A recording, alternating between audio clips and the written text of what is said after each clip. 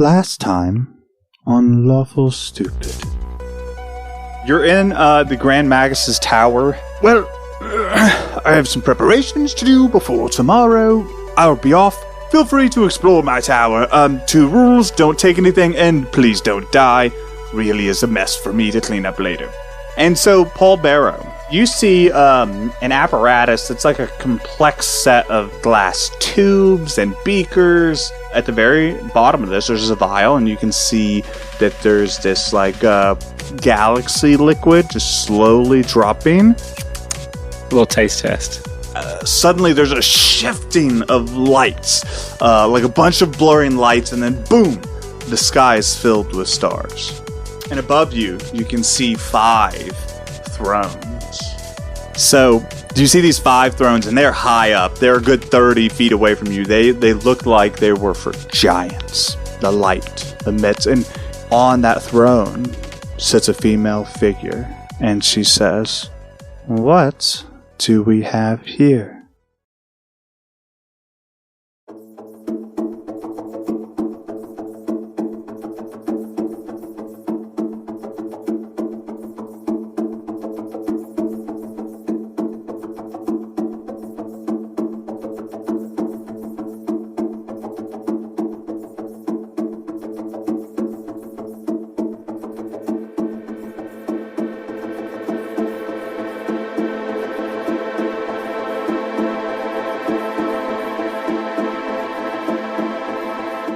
Paul Barrow, you stand before a throne filled of a cacophony of lights, a cornucopia of lights. It's almost impossible to comprehend. And you stand before what you would know is the god of Aya. And she is this elven form, and she radiates an otherworldly beauty. Her appearance is ethereal, and she has a single lustrous braid composed of the sunlight and stars themselves. It cascades down her front as it's laying there. Her eyes, they shimmer like the moonlight. And there's this serene glow to them, almost akin to the night sky. Her skin is this pristine quality, almost made of ivory and polished marble, blending to just an airy, graceful appearance.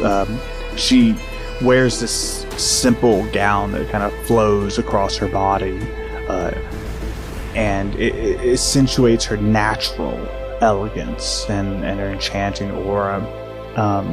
The gown itself is covered in designs that depict a portrait of celestial nature. It almost mimics the constellations and inspired by the motifs of the very stars and universe itself. And just standing there before her, you feel this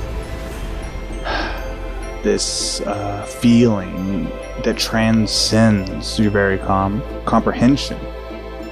You've known war, you've known fighting, you've known violence, but you've never felt true grace until now.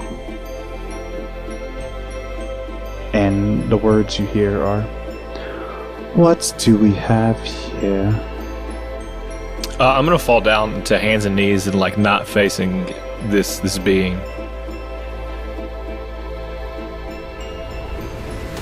I'm not gonna say anything yet. I think it's just like rhetorical. So I'm just waiting for the next thing. Well, isn't this interesting? Come now, little one. How did you get here?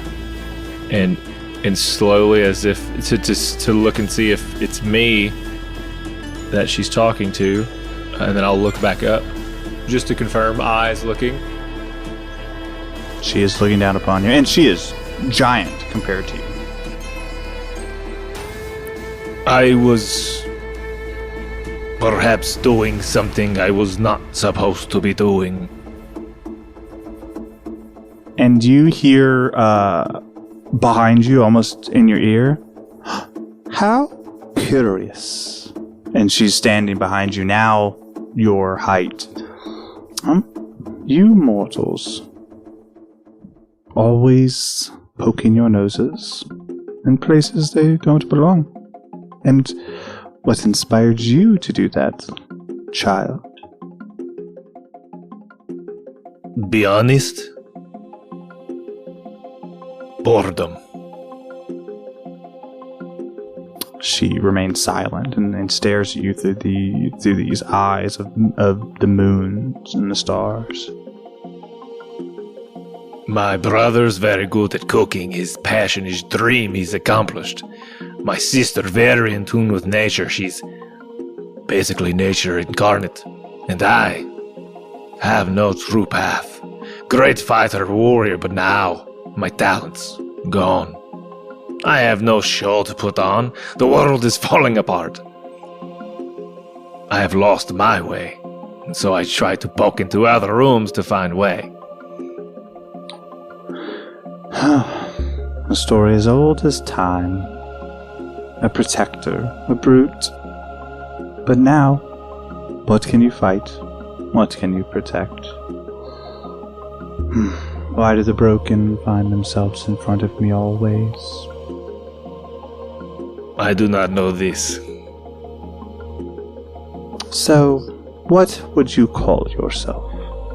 Barbaro. For someone who's lost, you seem to know that very well. 'Tis a good name I have made for myself, but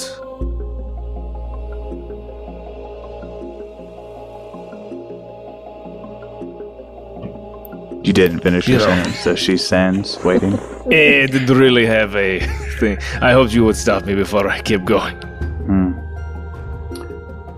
It is all I have. It's what anyone has is their name. Well, Mr. Barrow, do you know who I am?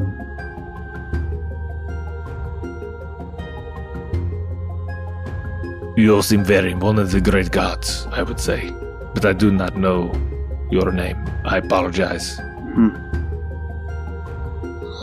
That is to be expected. And can you imagine what I want?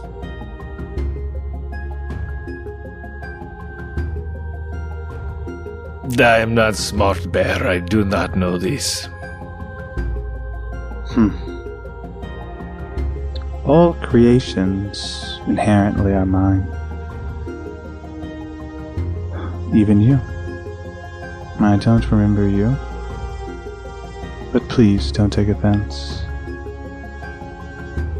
I ask you, Paul, what is it that you want? If you could have anything, what would it be?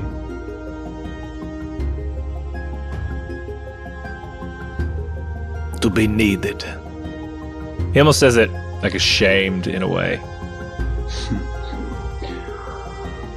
Little boys with their sticks.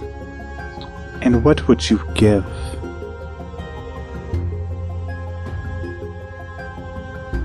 I do not know this thing. What would you give to be needed, Paul?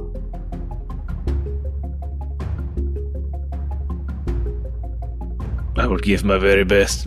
I'm not sure what you want from me. Are you saying you will help me be needed? Be great again? In arenas? In rings? I don't know why I try. And she lifts up this porcelain ivory hand and places it on your cheek, assuming you don't try to move away. No, just to in reverence currently. So she touches your cheek, and to say Paul Barrow has never felt pain, to say Paul Barrow has never felt happiness, grief, anger, all of those things, they vanish, and you feel cold. And you see the visages of your fallen siblings. You see the cloaked figures of people you failed to protect. And then in droves, they march forward across, and you see a battalion of wounded, dismembered, all of your victims. And she takes her hand off of your face and it's gone in an instant. Happiness, sadness, anger, guilt, grief, they all return to you in this, it's almost an energy that's built up. And she says, to be needed, pallbearer, what would you give?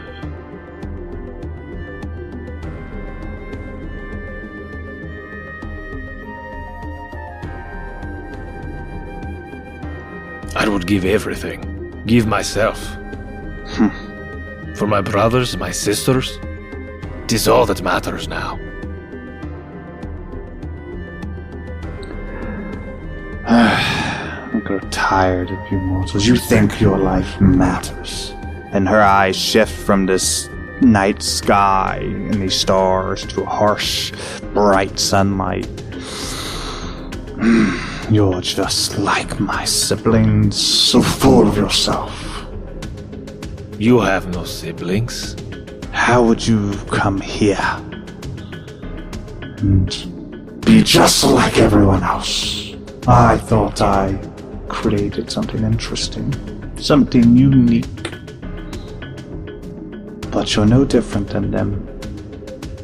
And then her eyes shift from the sun and they're back to the night. She says, don't worry, dear. You have my attention. Pallbearer, you wake up on the floor of the laboratory, seemingly having experienced what could only be a dream.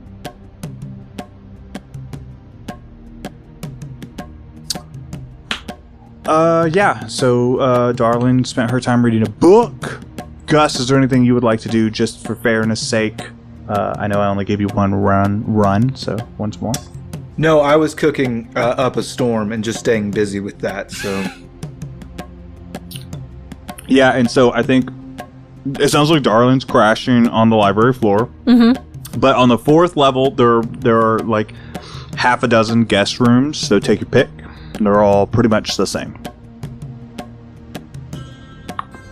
And if you would like to do anything else, or continue to explore, you have that option. I'll give you each another round if you prefer, or you can make a plan together, go beddy by time, and then we'll advance to the following day.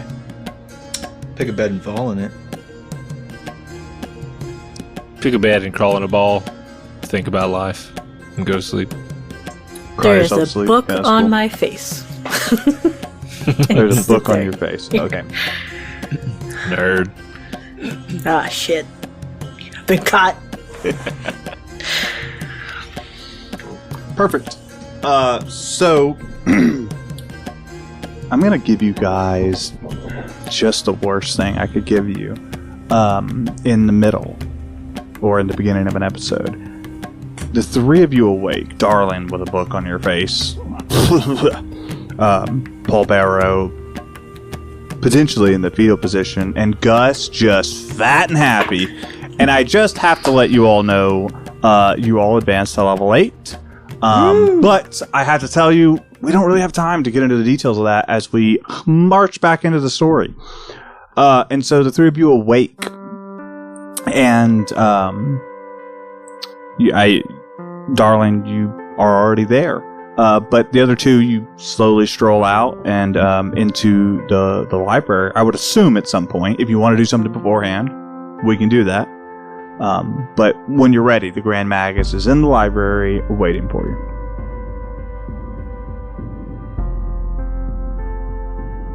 And Darling, you were awoken almost by a book being lifted off of your face.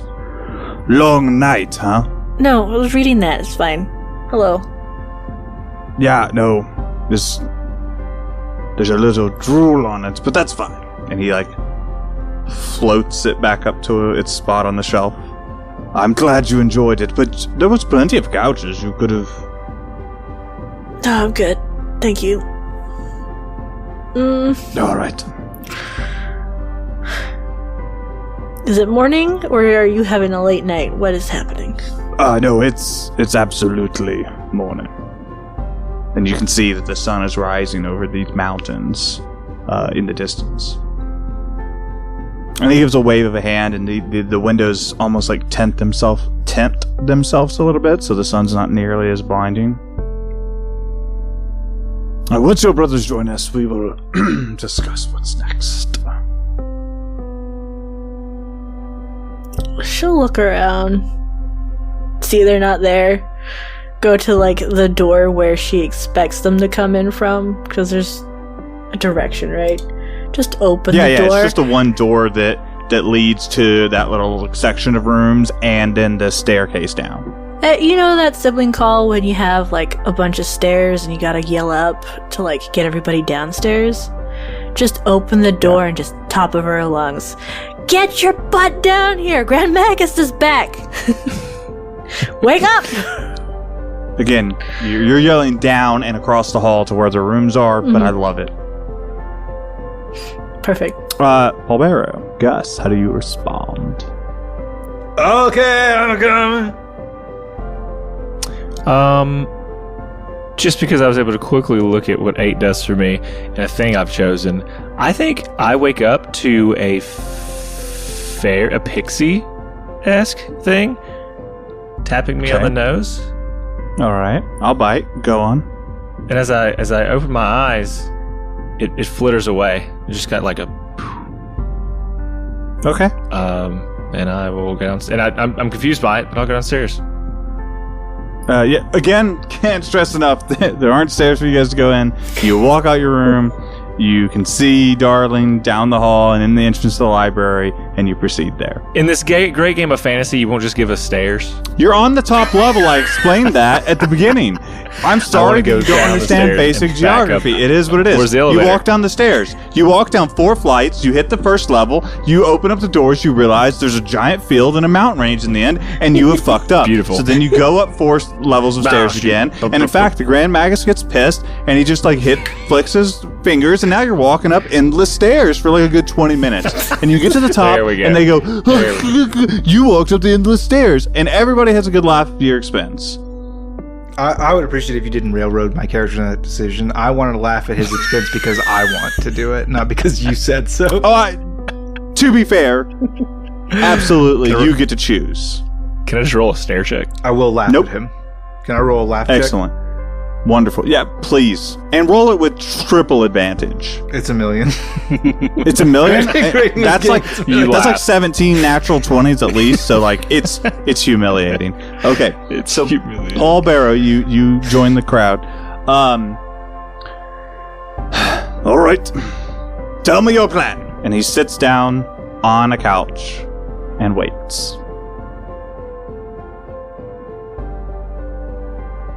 Step 1. Get back to May. Step 2. Smooch. All right. Remember, Does he- I get 1 teleport. Is that what we agreed upon? Does it work? Does the teleport just do space or like time and space? Oh, just space. If I could do time, I wouldn't have been searching for a way to Oh, I thought rewind you time. were the grandest magus. I am the grandest magus. That's true. Thank you. So, like, You got something you want to say, big boy? nah, I'm good. You have some of the food, bro? I would today? love some food. I could smell what you were cooking yesterday. It was delicious smelling. I thought it was kind of weird you didn't come out and have it. I told you I was retiring for the nighttime. Yeah. What I do in my chambers is my business, Gus. You're right. So the plan is to pop in where Papa is? We grab him, pull him back through big window, Yeah. close window, and roll out. Oh, that's a wonderful plan. This- I wish I would have thought of it. This is your plan. Just know why is you asking another plan. did not come up with this plan at all. Whoever it was goes. You are the masterminds behind this. I'm just Tiny here to dancer. facilitate. Good job. Is that the plan then? We want to just pop into where Papa is being held and grab him and Scooby-Doo our way back in there, whatever that means. Is it once per day? I can see places a few times per day, but I can only open a gateway once. And there is a limited duration. Yeah, I mean, I don't see a downside with just grabbing Papa and just dragging him through here, man. That sounds like a great idea. Yeah, we should do that. Yeah. Deal. This good. Perfect. Set portal to father. Perfect. Real quick, any last minute preparations or once more to the breach? I have the things to grab Papa. You have portal. I say we're ready. Yeah. I have I'll make a lasso real quick out of my hempen rope. Okay. I'm used to wrangling doggies on the prairie. Get out, little doggy. I'm just fucking. No, I'm just saying things. Okay. Yeah. So, because I love the randomness of the dice, I will allow you 3 players to elect one person to roll a percentage die for me. Who's feeling good about this? I feel like I'm gonna roll 69. I'm just gonna. You're gonna come out your papa's butt if you roll a 69. I've had some good rolls tonight, but I've also had some So let's bad. probably not have me do it. I've been the extreme, so I don't know if I'm in. It's like Okay, this. they're both saying no. I'll do it. Thank you. I mean, I can guarantee a 69. I don't know if it's good or bad. You're stalling. I'm doing it. Let's go in. A 45. What a good Mine roll. would have been higher. So with a 45, the Grand Magus walks up to the windows. My 45. No, I'm just kidding. Shinedown reference, take it. Staring down the barrel of a 45. Yeah, and so he Yeah, puts but his hands Nickelback up is here. to the window. Oh God, I just realized that Oh, walked no. right into your dumb dad joke from last week. He puts his hands up, and you see the windows shimmer. And then you can see half a dozen what can only be described as prison cells. Like, it's carved into this rock area, but there are prison cells, and there's bars, and seemingly you don't see anything else from your vantage point. You can see that there are figures in some of these from where you're standing, but none of them look like your dad. But you can't see all of them.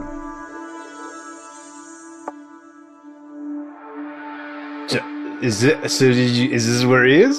Yeah, this is where I can feel him. He's in one of these. I'm sorry, the area's a little small. I couldn't get my window in his exact cell, but I'm pretty sure he's in the back somewhere.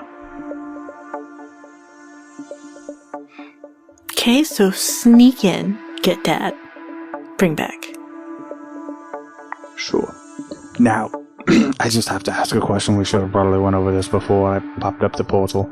Do you want me here to hold the portal open, or do you want me to go with you in case shenanigans go down and, I'm the grandest of Maguses, right? Like, I got this. Dealer's choice.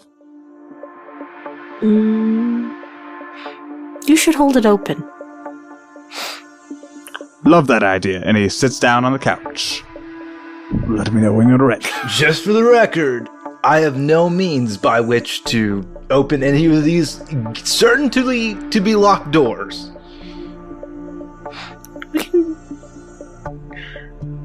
We can figure out how to lockpick it open, maybe. Yeah, we'll figure out how to escape from the prison. Okay. I'll wait here with the grandest magus. It was our general plan to pop in, grab Dad, come out. There was no other thoughts. No other thoughts to this. That may be your plans, bro. I made a lasso. I'm not stepping through another door. So I can go spend my life in jail away from my wife. No thanks, bro. No thanks. Barbaro is holding his hands outside of the portal, his arms stretching as far as they can. Once Papa hits these arms, I pull him in.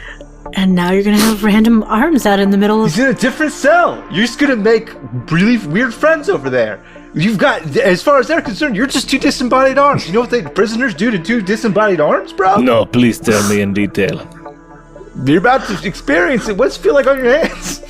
I did not think we were in cell, but in the middle of several rooms, like hallways. No, I think we're in a cell, just the wrong one. No. You're not. You're looking at other cells. You're not looking through bars.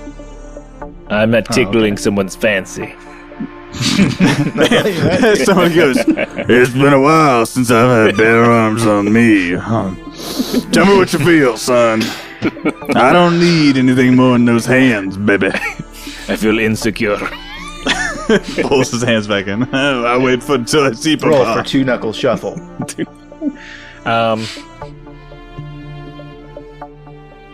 Give me 30 seconds. Sister, you unlock. I grab. We run back. You're assuming I know how to unlock. I don't even know what's out. Look at those doors. You have magic. Use magic. Magic doesn't solve everything. Here's the new plan. I'll hold the window open. Grandis Magus goes in, unlocks the door. You grab Papa. Come back. Can we tie a rope around me? I guess that you could hold the door open, Gus. Are you proficient in the arcane arts? Are you? Can you make a souffle? I could summon one up, but I don't think it would taste as good as yours. I can assure you that. And I ain't gonna hold this window quite open as wide as you would, but I'll figure it out. That can be the plan. I can go in there. We can bust open some doors and get your papa and come back. And ideally, you'll keep that door open for us. Worst case scenario in this one, I'm just here in the tower. I try to figure out how to get it to May tomorrow. And then how do we all get back? I can teleport me, so I'm fine. There you go. And the both of us are No, fine. I don't have to figure it out. Grand Magus can set it to May tomorrow. Yeah, that's true. Well, And he can set it to you guys the next day. I'm or not whatever. I sure don't why care. you want to go to May, but it's fine. Oh, right, your wife, not the month. My bad. Milking that joke for all it's worth. Yeah. Gross. I mean, I'm just saying. I'm just gonna sneak out. You tell me what the move is. How are you gonna get the door? I'd love to Can get you it. move this portal closer to Papa, where he's in arm's reach? Tomorrow we can shoot for Papa's cell. See if you can get a little closer. Looking at the door cells through the window, what kind of locking mechanism is there? The locking kind. You're pretty familiar with them. It literally, I say that you can see cell bars across a wooden door, so you can tell there's a lock, a physical lock that you can attempt to open. Right? It's not like this mundane thing. And in fact, it looks a little crude to you. I can smash this. You can. Let us go. I'd like to stealth out of the window and onto the floor of this prison area. I cast Pass Without a Trace before he goes. I would also like to cast the thing. Okay. Pass Without a Trace's range is... I think it's 20 yards. There's no range in the way that you think of it. It's creatures.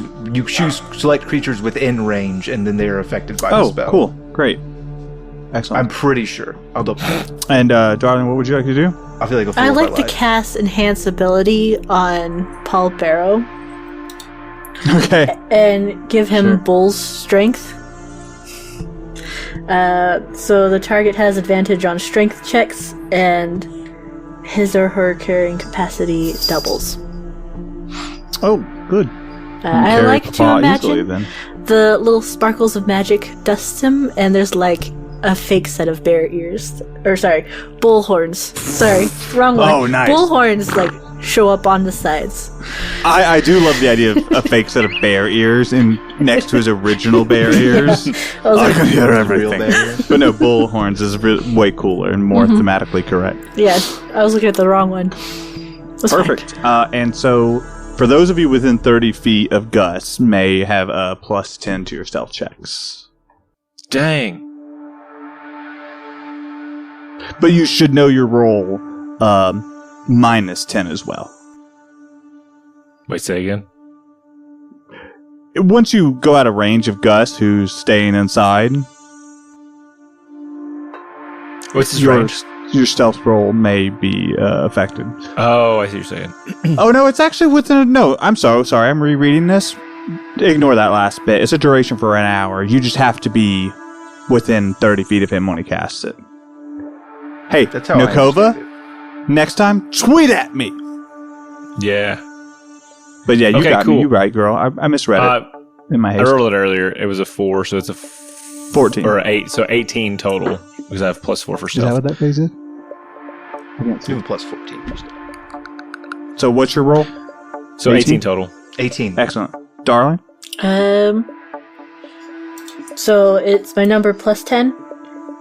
It will be 34. Dear Lord. I got a 24, right. so the plus 10. You both think you're stealthy? Gus, are you going along or are you hanging out? I don't think I need to roll anything to get as close to the window as possible. That's true, you don't. I'm just asking if you are following them and therefore want to do a stealth check. Absolutely. I'm not going into a maximum security prison with no plan on how to open a door. Well, it was your plan. All right, great. You two sneak up and you explore around these cells. And there are... Do you need to do something? Yeah, so I would like to know, based on the locks, everything now called Magic Awareness, that I took as a barb, level 3. It's this wild magic barbarian or whatever. Ooh, hot. It lets me know until the end of my next turn, the location of any spell or magic item within 60 feet that isn't behind total cover. When you sense a spell, you learn which school of magic it belongs to. I just want to know if that gives me any insight to the type of locks, if there's anything special about the locking mechanisms. The locks appear really not to be magical. Oh, okay. But you are, let me tell you, you go through that window, you just a buzzing behind you because that window is fucking magical. Okay. Baba! Baba, which one are you in? How do you say that loud enough that all the cells can hear it, or do you go cell by cell and do that? I'm whispering kind of as if I go by, waiting for a response. Because I imagine people would come to just think if someone's in there, maybe they come to the front of it. Sure. So you explore, and you do this, and sometimes you look in, you see nothing. Sometimes you look in, you see like a person on the floor asleep, and then some like little creatures are showing up. Just kind of they're not all humanoids, weirdly enough. Some of these are beasts in these cages, and then eventually you come to one and you say, "Papa," and you see the disheveled and pretty wounded version of Declan Derringer, and he says, "What?" No hesitation. You see Polbaro grow a little bit in size and flex as I go into rage mode. And I'm going to... And so something else happens when I do this. Stand by. You grow these giant pair of fairy wings? Oh, tell me about it. I don't know. Let's see. It's a D8. I'll tell you in just a second. A 7. Flowers and vines temporarily grow around you until your rage ends. The ground within 15 feet of you is difficult terrain for your enemies. So as I grow, it's like this plants and vines bust up around me in this circle, and I'm going to two-hand like hurrah and smash into this lock, or attempt to smash in this lock. Roll me an athletics check. And what should I get to add to that because of the bull strength? You do it at advantage. Oh, with advantage. So roll 2 times. Well, that's a crit right there, boys and girls. That's a 28. Woohoo! Woo! Continue. I mean, you really can't get anything better. You can't, yeah. I'm going to try. I'm just going to see what happens. I'm not going to take your rolls away from you. That's fucked up. Nah, it's a 19. If you double crit, Dwayne explodes. Oh, he's dead. Dwayne's dead. Do you crit at a 19? You lying sack of shit? Yeah, I'm a champion fighter and got a 19 total. And a magic barbarian. Also, I'm a level 1 wizard, so I've taken the cantrip unlocking. It's new. You wouldn't know it. You can find it on D&D Beyond. It's very underground. It's kind of like knock, but it's you like can get it to cantrip, and it's way better. And I got it in my backstory.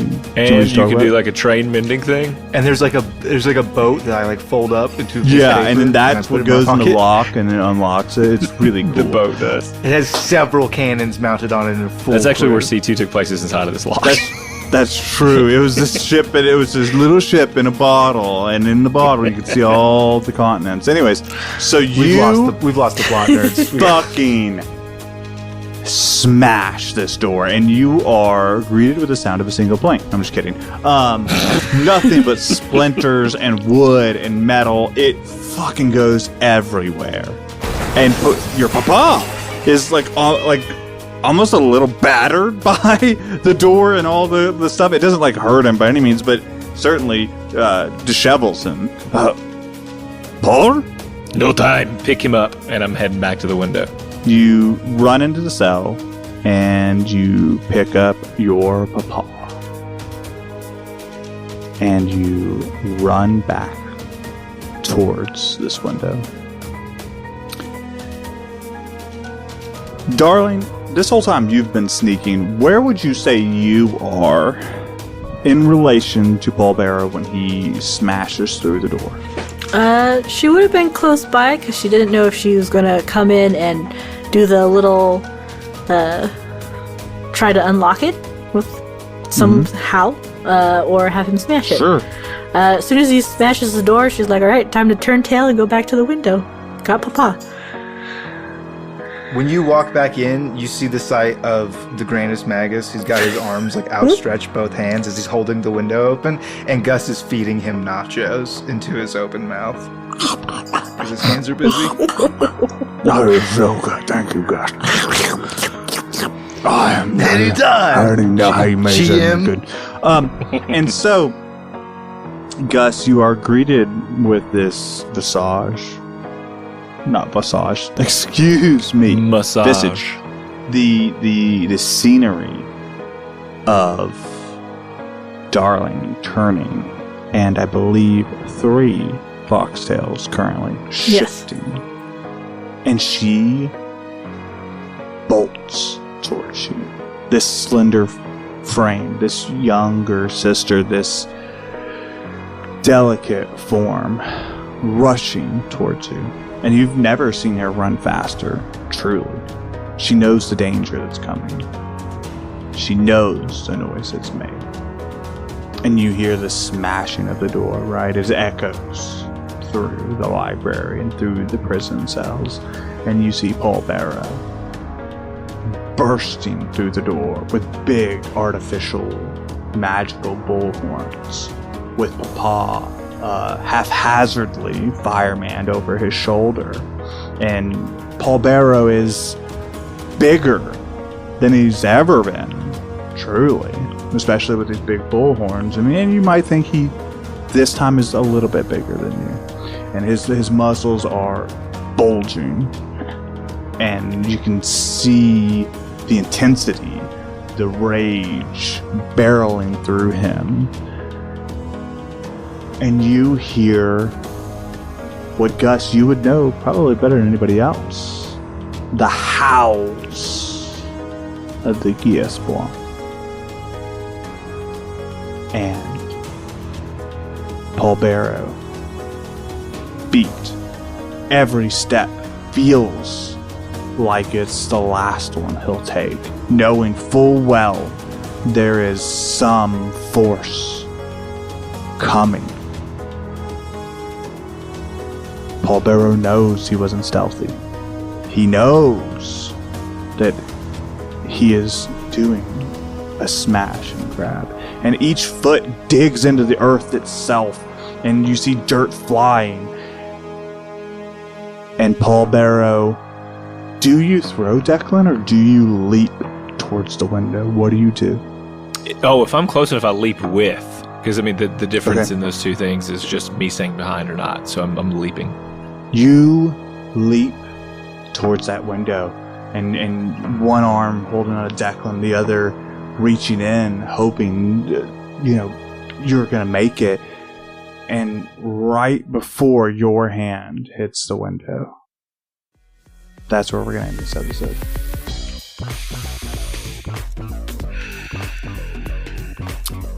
Hey, so Devin, you're already prepared. So let's go ahead, and why don't you tell me what you got at level 8? Why don't you talk about that, and then we'll go around the table. Yeah, so the life of a barbarian is very easy, everybody. Just so you know. Let me go smash, grab. So I just took level 3 in barbarian, so level 8, so 5 and 3, fighter 5 and barbarian 3, and so I took the path of wild magic.